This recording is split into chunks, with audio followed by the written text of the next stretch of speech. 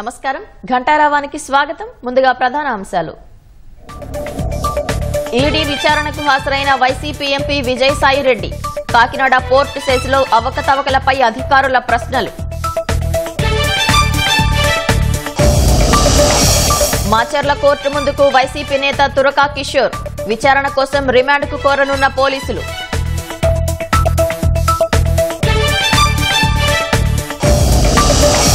Telangana ACB కార్యాలయం నుంచి వెనుదిరిగిన కేటీఆర్ లాయర్ను అనుమతించకపోవడంతో తిరుగుముఖం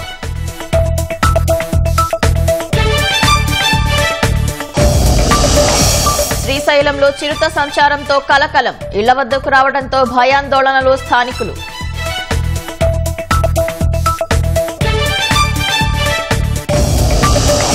బెంగళూరులో చిన్నారికి హెచ్ఎంపీవీ వైరస్ సోకిందని వదంతులు ప్రభుత్వ ల్యాబ్లో నిర్ధారించలేదన్న కర్ణాటక ఆరోగ్య శాఖ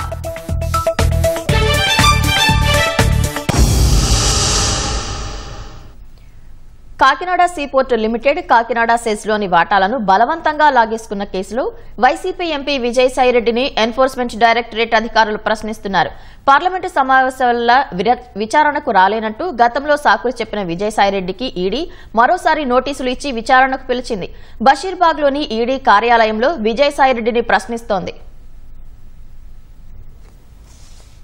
గత 5 ఏళ్లు అధికారాన్ని అడ్డుపెట్టుకుని అరాచకాలకు తెగించిన జగన్ ముఠా పాపం పండుతోంది.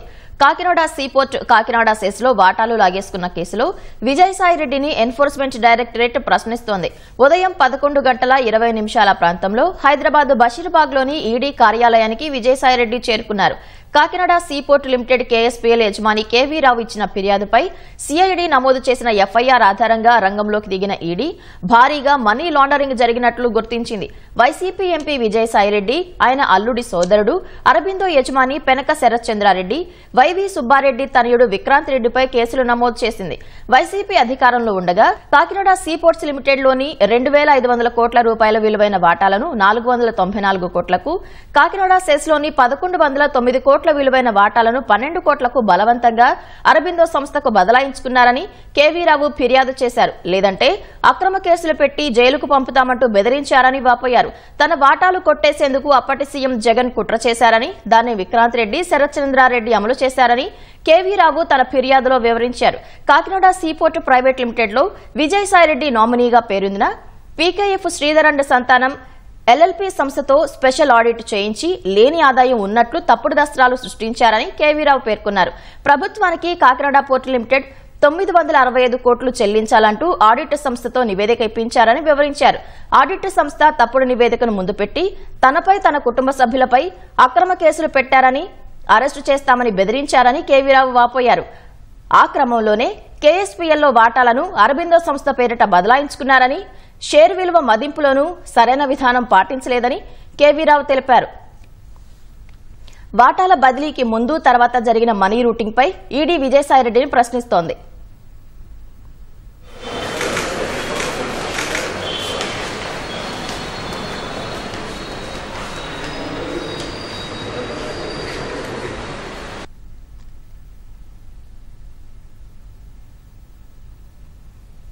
విజయసాయిరెడ్డి ఈడీ విచారణకు సంబంధించి మరింత సమాచారం మా ప్రతినిధి నాగార్జున ప్రత్యక్ష ప్రసారం ద్వారా అందిస్తారు.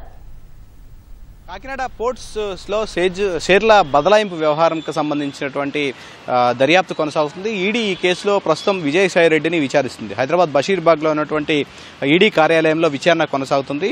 ముఖ్యంగా గతంలో అప్పుడు కేవీరావు ఇచ్చినటువంటి ఫిర్యాదు మేరకు కర్ణాటి వెంకటేశ్వరరావు ఇచ్చినటువంటి ఏపీసీఐడీలో ఇచ్చినటువంటి ఫిర్యాదు మేరకు అప్పుడు ఏపీసీఐడీ కేసు నమోదు చేసింది. ఆ కేసు ఆధారంగా ప్రస్తుతం ఈడీ దర్యాప్తు కొనసాగిస్తుంది. ముఖ్యంగా అప్పుడు వైఎస్ జగన్ హయాంలో జరిగినటువంటి ఈ మొత్తం ప్రణాళిక అంశానికి సంబంధించినటువంటి ఆయన హయాంలో ఈ కాకినాడ పోర్ట్ సెజ్కి సంబంధించినటువంటి షేర్లతో పాటుగా కాకినాడ సీ పోర్టుకు సంబంధించినటువంటి షేర్లను బలవంతంగా తన చేత రాయించుకున్నారని, దాంతోపాటుగా అక్రమ ఆడిట్ నిర్వహించి లేని లెక్కలను చూపి 900 కోట్లకు పైగా తన చేత ప్రభుత్వానికి కట్టాలని తెలిపారని అప్పుడు ఆయన ఫిర్యాదు చేశారు. ఆ ఫిర్యాదులో భాగంగా సిఐడి దర్యాప్తు చేస్తుండగా మరోవైపు ఈడీ కూడా దర్యాప్తు చేస్తుంది. ప్రస్తుతం ఆయన్ని ఈడీ విచారిస్తుంది. గతంలో కూడా ఈడీ ఇతనికి విజయసాయిరెడ్డికి నోటీసులు ఇవ్వగా పార్లమెంటు సమావేశాల కారణంగా ఆయన హాజరు కాలేనని చెప్పారు.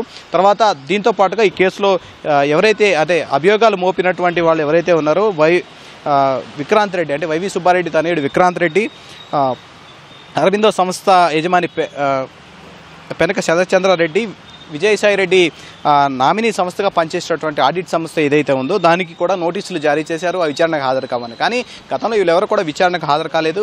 సో విచారణకి మరొకసారి హాజరు కావాలంటూ ఒక్కొక్కరుగా నోటీసులు ఇస్తూ వచ్చింది. ప్రస్తుతం విజయసాయి రెడ్డి ఈరోజు విచారణకు హాజరయ్యారు. ముఖ్యంగా షేర్ల బదలాయింపు వ్యవహారం సంబంధించినటువంటి అప్పుడు కాకినాడ సీపోర్టుకు సంబంధించినటువంటి వ్యవహారంలో 2,500 కోట్ల రూపాయల షేర్లకు అంటే విలువైన షేర్లకు సంబంధించి వాటిని 494 కోట్ల రూపాయలకే బదిలీ చేయించుకున్నారని, దాంతోపాటుగా కాకినాడ సెజ్లో ఉన్నటువంటి 1109 కోట్ల రూపాయలకు సంబంధించినటువంటి విలువైన వాటాలను 12 కోట్ల రూపాయలకే బదలాయించుకున్నారనేది అప్పుడు ఫిర్యాదులో ఆయన పేర్కొనడం జరిగింది. అయితే ఇందులో షేర్ల ముదింపు సరిగా జరగలేదని, ఇందులో మనీ లాండరింగ్ అంశం ఉందని అప్పుడు సిఐడిలో నమోదైన కేసు ఆధారంగా ఈడీ కేసు నమోదు చేసి దర్యాప్తు చేస్తుంది. ఈ కేసులో షేర్ల బదలాయింపు వ్యవహారానికి సంబంధించి ఎవరెవరి వాటాలో అంటే ఎవరెవరికి ఎంత మేరకు ముట్టాయి, ఎవరెవరి ఖాతాలు ఎంత నగదు జమ అయ్యాయి, ఈ అంశాలన్నిటి మీద ఎవరు దీని మీద లబ్ధి పొందారు అనే అంశం మీద దర్యాప్తు చేసేందుకు ఈడీ రంగంలో దిగింది. ఈడీ దర్యాప్తు కొనసాగిస్తుంది.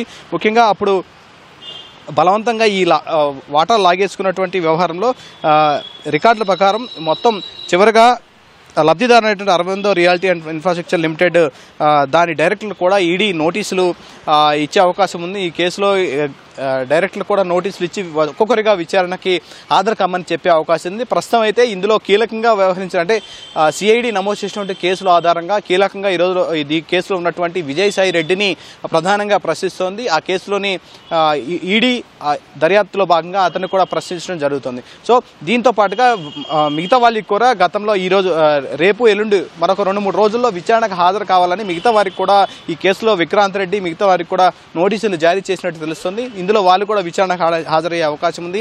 ముఖ్యంగా అప్పుడు షేర్ల బదలాయింపులో జరిగినటువంటి అవకతవకలు కావచ్చు, అతను ఎవరైతే ఫిర్యాదుదారు ఉన్నాడో అతను బెదిరించిన వ్యవహారం కావచ్చు, ఇతర అంశాలన్నిటి మీద కూడా ఈడీ దర్యాప్తు కొనసాగుతుంది. దాంట్లో అంతిమ లబ్ధిదారుడు ఎవరైతే ఉన్నారో ఆ డబ్బు ఏదైతే ఎవరెవరి ఖాతాల్లో వెళ్ళింది, కొన్ని విదేశాల ఖాతాలకు వెళ్ళాయా లేక ఎవరెవరి ఖాతాల్లో ఎవరు లబ్ధి పొందారనే అంశం మీద ఈడీ ప్రధానంగా దృష్టి సారిస్తుంది. సో ప్రస్తుతం అయితే విజయసాయి రెడ్డిని ఈడీ అధికారులు ప్రశ్నిస్తున్నారు. ఉదయం ఆయన 11:20కి విచారణకు హాజరయ్యారు. ప్రస్తుతం ఆయన్ని విచారిస్తుంది, పలు అంశాల మీద విచారిస్తుంది. ఆయనతో పాటుగా ఆయన అడ్వకేట్ కూడా విచారణకు హాజరయ్యారు.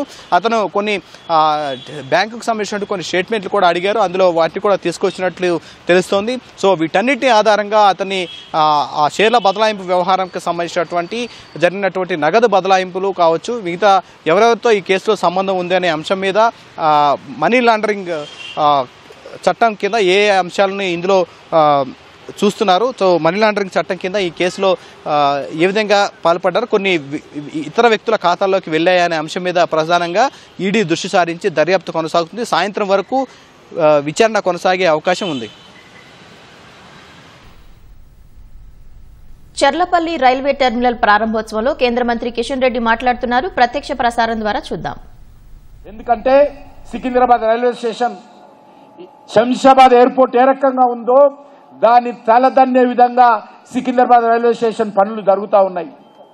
అది ఒకసారి పూర్తయితే దానికి అప్రోచ్ రోడ్ కూడా కొంత కావలసి ఉంది.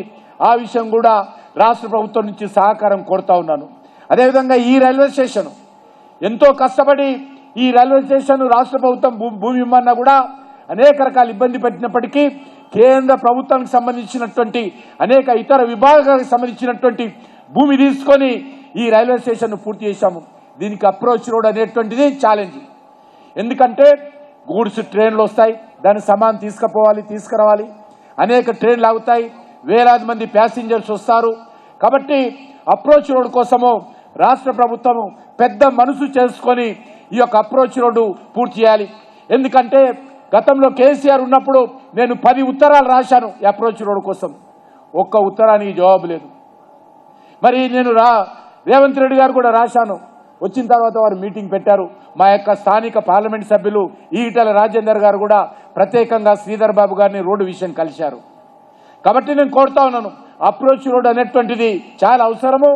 కాబట్టి ఈ రకంగా అది ఒక రైల్వే స్టేషన్కో కాదు, ఈ రాష్ట్రంలో ట్రాన్స్పోర్ట్కు ఉపయోగపడుతుంది. కాబట్టి ఆ యొక్క రోడ్డు విషయంలో పెద్ద మనసుతో ఆలోచన చేసి పూర్తి చేయాల్సిందిగా నేను కోరుతూ, మీకు అందరూ తెలుసు హైదరాబాద్ అభివృద్ధికి, తెలంగాణ అభివృద్ధికి గేమ్ చేంజర్గా ఈరోజు త్రిబుల్-ఆర్ రోడ్డు వస్తుంది. గత 4-5 సంవత్సరాలుగా ఆ రోడ్డు వెనుక పడి ప్రధానమంత్రి గాని దేశంలో ఎక్కడ కూడా త్రిబుల్-ఆర్ రోడ్డు లేదు, ఇప్పటి వరకు రీజనల్ రింగ్ రోడ్ లేదు. మొదటిసారిగా తెలంగాణకు ప్రధానమంత్రి గారితో మాట్లాడితే మంజూరు చేశారు. చెప్పారు ఒక మాట, మీరు బాగా చేస్తే ఇదే త్రిబుల్-ఆర్ సిస్టాన్ని దేశంలో ఉన్నటువంటి ప్రముఖ నగరాల్లో వేయడానికి అవకాశం ఉంది, కాబట్టి ఆ రకంగా వేద్దాము. మీరు జాగ్రత్తగా రాష్ట్ర ప్రభుత్వంతో మాట్లాడి త్రిబుల్-ఆర్ రోడ్డుకు సంబంధించినటువంటి పనులు మొదలు పెట్టండి. సుమారు కేంద్ర ప్రభుత్వము 26,000 కోట్ల రూపాయలు త్రిబుల్-ఆర్ మీద ఖర్చు పెట్టడానికి సిద్ధంగా ఉందనే విషయాన్ని ఈ సందర్భంగా మనయేస్తూ, నాకు పూర్తి విశ్వాసం ఉంది నరేంద్ర మోడీ గారి నాయకత్వంలో తెలంగాణ అభివృద్ధి కోసం పూర్తి స్థాయిలో అంకిత భావంతో మేము పనిచేస్తాము. ఆ దిశలోనే నరేంద్ర మోడీ గారు నాయకత్వంలో తెలంగాణ ప్రజలకు అన్ని రకాలుగా అండగా నిలబడతాము. అది రైల్వేల నెట్వర్క్ కావచ్చు, అది రోడ్డు నెట్వర్క్ కావచ్చు, కమ్యూనికేషన్ నెట్వర్క్ కావచ్చు, ఏ రకమైనటువంటి నెట్వర్క్ అయినా కూడా కేంద్ర ప్రభుత్వం ఆధ్వర్యంలో మేము అన్ని రకాల సహాయ సహకారాలు రాష్ట్ర ప్రభుత్వానికి అదేవిధంగా తెలంగాణ ప్రజలకు అండగా ఉంటామని చెప్పి కోరుకుంటూ, మరొకసారి ప్రత్యేకంగా సౌత్ సెంట్రల్ రైల్వే అధికారులను అభినందించాల్సిన అవసరం ఉంది. వాళ్ళు ఎంతో కష్టపడి కమిట్మెంట్ తోటి ఈ యొక్క చాలా తక్కువ సమయంలో ఈ యొక్క రైల్వే స్టేషన్ పూర్తి చేశారు. కాబట్టి నేను తెలంగాణ ప్రజల తరఫున, హైదరాబాద్ నగర జంట నగరాల ప్రజల తరఫున ఈ యొక్క సౌత్ సెంట్రల్ రైల్వే అధికారులకు కూడా పూర్తి స్థాయిలో ధన్యవాదాలు తెలియజేస్తా ఉన్నాను. ప్రత్యేకంగా రైల్వే శాఖ మంత్రి అశ్విని వైష్ణవ్ గారు ఈరోజు ఇక్కడికి రావాల్సి ఉండే, వస్తానని చెప్పారు. కానీ ప్రధానమంత్రి గారు మరి వారిని జమ్మూకి వెళ్ళాలా, జమ్మూ అనేటువంటిది మనకి ఇంపార్టెంట్, కాబట్టి మీరు అక్కడికి వెళ్ళండి అని చెప్పి రైల్వే సహాయ మంత్రి సోమన్న గారిని ఇక్కడ పంపారు. కాబట్టి తప్పకుండా రానున్న రోజుల్లో మరి सोमन्ना जी और अश्विनी वैष्णव जी तेलंगाना में रेलवे डेवलपमेंट के लिए पूर्ण सहयोग देंगे। इस विश्वास से फिर एक बार आप सब लोगों को संक्रांति का नया साल का शुभकामनाएं देते हुए मैं विराम ले रहा हूं। भारत माता की। Thank you, sir. We now request Sri Jishnudev Verma ji, Honorable Governor Telangana, to address the gathering.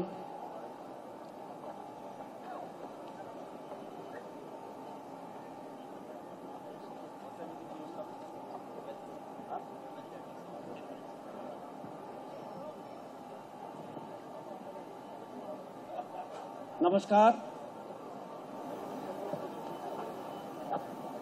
Honorable Minister of Coal and Mines, Sri G. Kishan Reddy ji, Honorable Minister of State, Railways and Jal Shakti, Sri V. Somanna ji, Honorable Minister of State, Home Affairs, Sri Bandi Sanjay Kumar, Honorable Minister for Industries and IT, Telangana Government, Sri D. Sridhar Babu, Honorable Member of Parliament, Sri Itala Rajendra ji, distinguished guests on the dais, I am happy to address this gathering as we get the Charlapalli News Terminal Station, Hyderabad, shaping the progress of our state. The Indian Railways. The voice is not audible. Oh, we'll go there.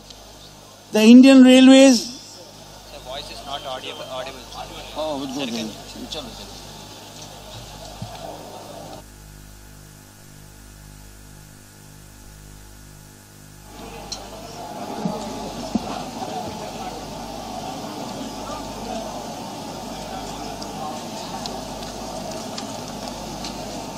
The Indian Railways is one of the largest railway networks in the world.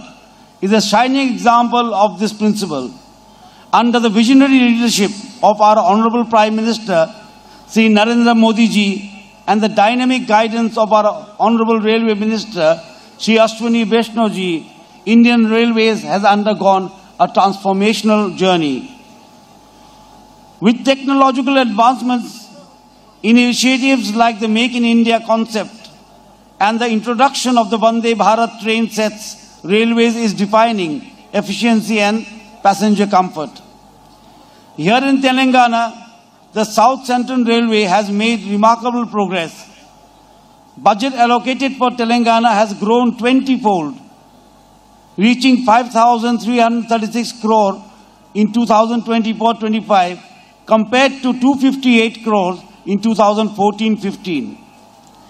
This funding has enabled extensive electrification, safety enhancements through systems like Kavach and the expansion of railway connectivity to remote areas. A commendable example is the Charlapalli New Terminal Station, Hyderabad, with state-of-the-art amenities and eco-friendly initiatives like rainwater harvesting and solar power. It embodies the future of sustainable infrastructure located near the outer ring road. It offers unparalleled connectivity to all corners of the city. Initiatives such as the Amrit Bharat Station scheme and the One Station, One Product scheme are enhancing passenger experiences while promoting local artisans and craftsmen. These projects not only boost economic activity but also preserve cultural heritage. Transportation is the lifelines of development. By connecting people, goods and ideas, it creates opportunities, drive industries and empower rural and urban regions alike. Railways in particular reduce travel time, promote economic growth and contribute to environmental sustainability through electrification and green initiatives. Let us recognize the indispensable role of transportation and communication in building a prosperous, inclusive and self-reliant India. Together, let us support these endeavors, ensuring they pave the way for a brighter future. I congratulate the Indian Railways and the South Central Railway for their monumental contributions, and I also congratulate the Union Railway Minister and the Minister of State for Railways for the iconic structure that has come up here under the leadership of our visionary Prime Minister, Sri Narendra Bhai Modi ji. May these investments continue to inspire growth and transform lives across the nation. Thank you. Jai Hind, Jai Bharat.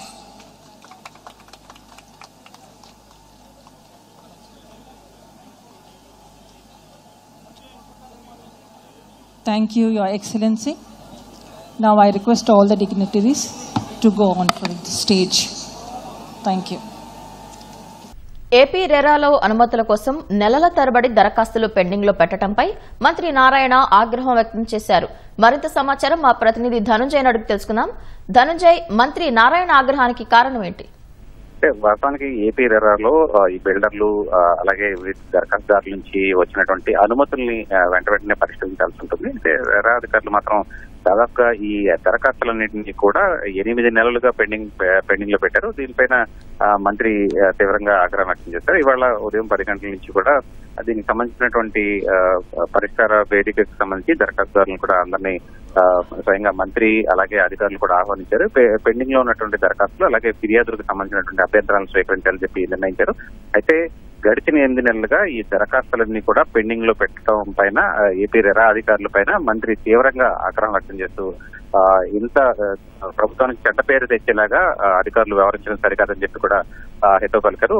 వాస్తవంగా గడిచిన 8 నెలల నుంచి కూడా ఈ రెరాకి వచ్చినటువంటి దరఖాస్తులన్నీ కూడా వివిధ లేఅవుట్లు అలాగే అనుమతులకు సంబంధించినటువంటి దరఖాస్తులు అలాగే ఇతర ఫిర్యాదులన్నింటినీ కూడా పరిష్కరించకుండా రెరా అలాగే ఉంచేయడం పైన మంత్రి తీవ్రంగా ఆగ్రహం వ్యక్తం చేశారు. ఇవన్నీ కూడా అంతిమంగా ప్రభుత్వం పైన వ్యతిరేకత తీసుకొచ్చేలాగా రెరా అధికారులు వ్యవహరించడం పైన మంత్రి సీరియస్ అయ్యారు. దీనికి సంబంధించి ఇప్పటికే ముఖ్యమంత్రితో పాటు ఇతర అధిష్టానం దృష్టికి కూడా ఈ అంశానికి సంబంధించి మంత్రి తీసుకెళ్లారు. అయితే ప్రస్తుతం ఈ పెండింగ్ లో పెద్ద ఎత్తున దరఖాస్తులు పెండింగ్ పెట్టడం పైన మంత్రి తీవ్ర ఆగ్రహం వ్యక్తం చేస్తూ ప్రస్తుతం వారందరి నుంచి కూడా ఎవరైతే దరఖాస్తుదారులు అలాగే బిల్డర్లు క్రెడాయికి సంబంధించినటువంటి సంస్థల ప్రతినిధులు వీరందరి దగ్గర నుంచి కూడా ప్రస్తుతం అభ్యంతరాలని స్వీకరిస్తున్నటువంటి పరిస్థితి. రైట్, ధన్యవాదాలు ధనంజయ్.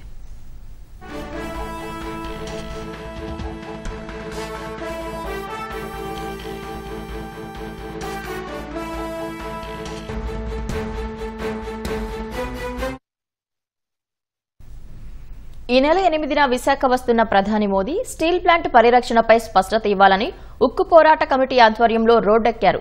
కూర్మన్నపాలెంలోని ఉద్యమ శిబిరం నుంచి కలెక్టరేట్ వరకు బైక్ ర్యాలీ చేపట్టారు. విశాఖ వస్తున్న మోదీ స్టీల్ ప్లాంట్ ప్రైవేటీకరణ చేయబోమని స్పష్టంగా ప్రకటించాలని డిమాండ్ చేశారు.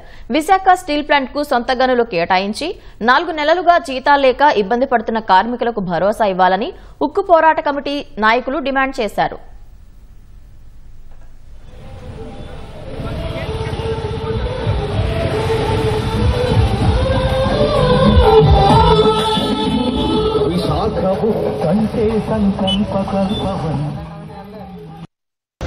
ప్రభుత్వం 5,000 కోట్ల రూపాయలు పెట్టుబడి పెడితే 54,000 కోట్ల రూపాయలు పన్నులు కట్టాం. కాబట్టి 3 సంవత్సరాల పాటు ట్యాక్స్ హాలిడే ఇమ్మంటున్నాం. విశాఖపట్నం స్టీల్ ప్లాంట్ సేల్లో విలీనం చేస్తూ 3 సంవత్సరాల ట్యాక్స్ హాలిడే ఇస్తూ ప్రకటన చేయాలని చెప్పేసి దానికోసం రాష్ట్రంలోని అధికార పార్టీ, ప్రతిపక్ష పార్టీ, కమ్యూనిస్ట్ పార్టీలు అన్ని కూడా ఒత్తిడి తీసుకురావాలని చెప్పేసి కోరుతూ కలెక్టర్ గారికి మెమోరాండం ఇవ్వబోతా ఉన్నాం. ఉత్తరాంధ్ర ఎమ్మెల్యే ఎంపీలందరూ కూడా రాజకీయ తీర్మానం చేశారు. విశాఖ ఉక్కును ప్రభుత్వ రంగంలో కొనసాగిస్తాం అని చెప్పేసి. కానీ ఈవేళ రీఇన్వెస్ట్మెంట్ అంటున్నారన్నమాట. రీఇన్వెస్ట్మెంట్ అని మళ్ళా పాస్కోని, జిందాల్ని వీళ్ళందరినీ తీసుకొచ్చి వాళ్ళ చేత పెట్టుబడులు పెట్టించి దీన్ని అభివృద్ధి చేసి ప్రైవేటీకరణ చేయాలనే ఆలోచన ఉపసంహరించుకోవాలని చెప్పేసి ఈరోజు కలెక్టర్ గారికి మెమోరాండం సబ్మిట్ చేస్తున్నాం. రేపు 8వ తేదీ విశాఖపట్నం వస్తున్నారు కాబట్టి ఖచ్చితంగా ఈ 4 సంవత్సరాల ఉద్యమాన్ని ఫుల్ స్టాప్ పెట్టాలి. విశాఖపట్నం స్టీల్ ప్లాంట్ సేల్లో కలుపుతాము. దీనికి పూర్తి ఉత్పత్తి సరిపడగా 20,000 కోట్లు మాకు బడ్జెట్ కేటాయిస్తాము. అదేవిధంగా ఫండ్స్ కేటాయిస్తాము, నిర్వహణ ఉద్యోగిస్తామని చెప్పి చంద్రబాబు నాయుడు గారు పోనుగా అనౌన్స్ చేయించాలి. శ్రీ సత్యసాయి జిల్లా కదిరి మండల సర్వేయర్ ప్రభంజన్ రెడ్డిపై సస్పెన్షన్ వేటు వేశారు. భూమి కొలతలు వేసేందుకు రైతు నుంచి 40,000 రూపాయల లంచం తీసుకున్న ప్రభంజన్ రెడ్డి నెలలు తరబడి వాయిదా వేస్తూ వస్తున్నారు. ఆగ్రహించిన రైతు గత నెల 22న సర్వేయర్ బైక్ పై వెళ్తుండగా అడ్డుకున్నారు. భూమి సర్వే చేయకపోతే తీసుకున్న లంచం డబ్బు వెనక్కి ఇవ్వాలని నడి రోడ్డుపై నిలదీశారు. ఈ వ్యవహారమంతా ఈటీవీలో ప్రసారమైంది. విచారణ జరిపించిన ఉన్నతాధికారులు ప్రభంజన్ రెడ్డి లంచం తీసుకున్నట్లు తేలటంతో సస్పెండ్ చేశారు. వీడియో తీసినాము, నువ్వు లేదనుకోవద్దు. నీ ఎట్ల వల్ల నేను చాలా మంది చూసినాను. నేను నీ ఎట్ల వల్ల కాల వీడియో లేదనుకోవద్దు. నువ్వు నేను వీడియో చూపిస్తా, ఇప్పుడు వేపించుకుంటా. మీరేమో ఎవరికి ఇచ్చారు అట్లా అడిగితే గమ్మున ఏ రకం కాదు. మీరు పరమాత్మ తీసుకోలే, 4,000 తీసుకోలే. మీరు తీసుకున్నారా లేదా, ఎవరికి ఇచ్చారని చెప్తారా మీరు? అది కాదు సార్, పోదాం. మాకేం మీరు తీసుకోలేదు, ఎవరికి ఇచ్చారంటారా మీరు? పోదామన్నాను. మీరు లెక్క ఎందుకు తీసుకోలేదని చెప్పినారు.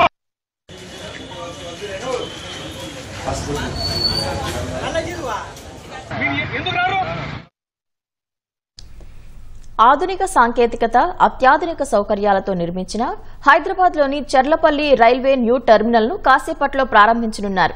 ప్రధానమంత్రి నరేంద్ర మోదీ ఢిల్లీ నుంచి వర్చువల్ గా జాతికి అంకితం చేయనున్నారు. కేంద్ర మంత్రులు అశ్విని వైష్ణవ్, కిషన్ రెడ్డిలు ప్రారంభోత్సవ కార్యక్రమంలో నేరుగా పాల్గొన్నారు. నేటి నుంచి చర్లపల్లి రైల్వే టెర్మినల్ అందుబాటులోకి రానుంది. విమానాశ్రయాన్ని తలపించేలా నిర్మించిన చర్లపల్లి రైల్వే టెర్మినల్ ను ప్రధానమంత్రి నరేంద్ర మోదీ వర్చువల్ గా కాసేపట్లో ప్రారంభించనున్నారు. అత్యాధునిక సౌకర్యాలతో 413 కోట్ల రూపాయలతో చర్లపల్లి టెర్మినల్ నిర్మించారు. ఇందులో 6 ఎస్కలేటర్లు, 7 లిఫ్టులు, 7 బుకింగ్ కౌంటర్లతో పాటు పురుషులు, మహిళలకు వేర్వేరు వెయిటింగ్ హాళ్లు, హై క్లాస్ వెయిటింగ్ ప్రదేశం, గ్రౌండ్ ఫ్లోర్ లో ఎగ్జిక్యూటివ్ లాంజ్ ను ఏర్పాటు చేశారు. ఫస్ట్ ఫ్లోర్ లో క్యాఫ్టీరియా, రెస్టారెంట్, రెస్ట్ రూమ్ సౌకర్యాలు ఉన్నాయి. కొత్త డిజైన్ లో ప్రయాణికుల రాకపోకలకు విశాలమైన స్థలంతో పాటు ముందు వైపు ప్రకాశవంతమైన లైటింగ్ తో అద్భుతమైన ఎలివేషన్ ను రూపొందించారు. పూర్తిగా కనపడుతున్నటువంటి దృశ్యందుకు వెళ్లేందుకు కూడా మాచర్లపల్లి రైల్వే టెర్మినల్లో ఇప్పటికే 2 ఫుట్ఓవర్ బ్రిడ్జిలు ఉన్నాయి. వాటికి అదనంగా మరో 2 నూతన ఎఫ్ఓబీలను నిర్మించారు. గతంలో చర్లపల్లిలో 5 ప్లాట్ఫామ్లు ఉండగా మరో 4ని జోడించి వాటిని 9కి పెంచారు. వీటిలో 2 ప్లాట్ఫామ్లను ఎంఎంటీఎస్లకు మాత్రమే కేటాయించారు. చర్లపల్లి రైల్వే టెర్మినల్ నుంచి ప్రస్తుతం 13 జతల రైళ్లు రాకపోకలు సాగిస్తున్నాయి.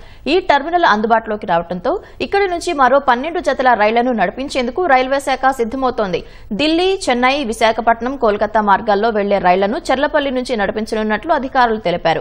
ఈ టెర్మినల్ అందుబాటులోకి రావడంతో హైదరాబాద్, సికింద్రాబాద్, కాచిగూడ రైల్వే స్టేషన్లపై ప్రయాణికుల భారం తగ్గనుంది. आधुनिक नवाचारों, उन्नत तकनीकी एवं ताकत का बेहतरीन उदाहरण है। भारतीय रेलवे के ये कदम आधुनिक भारत की मांगों को पूरा करते हुए देश की अर्थव्यवस्था को एक नई ऊंचाई प्रदान कर रहे हैं। हमें गर्व है कि माननीय प्रधानमंत्री श्री नरेंद्र मोदी जी के रूप में देश को एक ऐसा कर्मयोगी नेता मिला है जिनके अथक एवं अडिग प्रयासों ने देश में विकास को नई गति दी है। उनके संकल्प ने देश में कुशल प्रशासनिक प्रबंधन एवं इंफ्रास्ट्रक्चर निर्माण का एक महायज्ञ शुरू किया है।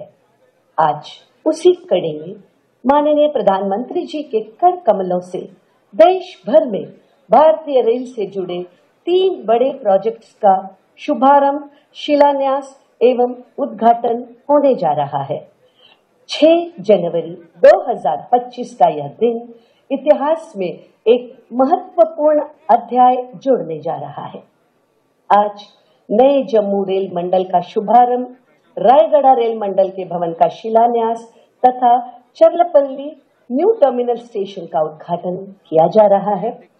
नए रेलवे डिवीजनों के उभरने से रेल कनेक्टिविटी में और वृद्धि होगी, रोजगार के अवसर बढ़ेंगे, बुनियादी ढांचे में और सुधार होगा, साथ ही उनके आसपास के क्षेत्रों का सामाजिक और आर्थिक विकास भी होगा। गति संवर्धन और बुनियादी ढांचे का उन्नयन जैसी उपलब्धियां रेलवे के विश्व स्तरीय परिवहन नेटवर्क बनने के दीर्घकालिक दृष्टिकोण का मार्ग प्रशस्त कर रही है। अब से कुछ ही समय में माननीय